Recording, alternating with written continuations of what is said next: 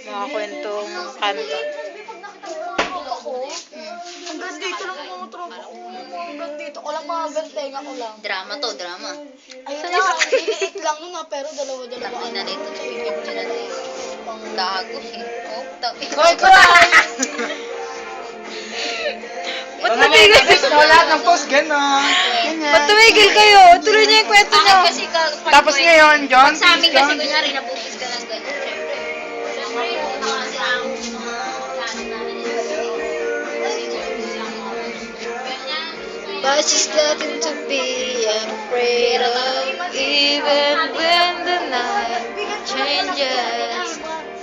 Nakalandi lang dito. Kasi sabi ni mama, Ang kung tinatawag mo ng pinatawag baby sa loob ng tiyan mo, hanggat sinasabi nila hindi ka buntis, hindi yan lalaki yung tiyan mo. Hindi nga, Oo pag nga, pag Sabi ko, tinilihin hindi ako mo, buntis, hindi ako buntis. Tang ina, ganyan lang tiyan ko, 3 months, babe. Parang wala. Magpo 4 months. si Di ba Rose nakita mo din, nga ako babe. nagbuntis? Di ba wala? Tinalo niya yun. Tapos yung malaki na, siguro alam na ata, biglang lobo ka lang mo. Biglang lobo yung akin, biglang lobo nung nalaman na. Kasi una nagtatanggi-tanggi pa ako, Hinayang naglobo. tuloy siya to, Tapos best sabi niya, friend ko na "Buntis ka." buntis, nang hinayang sarili. Tapos nung binanggal ko Talaga? ng mga 5 months, biglang laki. Sabi niya, ayoko talaga nito, papa. Talaga ba? Nagulat na nga lang ako.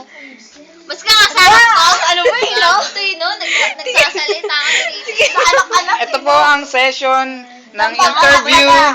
Interview po with the mga kabataang nabubuntis po ngayon sa Mga panahon pabebe. natin na maaga. No? Hindi ka lang So, anong masasabi nyo? Anong sikreto ng mga Yari kayo, pag dumating si Sarah, dyan na naman kayo nagkukumpulan, ha? Ano pong sikreto ng mga kabataan? Pusok! Ang sagot lamang po dyan Pusok ay ang mata! Dio. Meron po dyan isang kasagutan. Ano? Talaga naman totoo. Oo.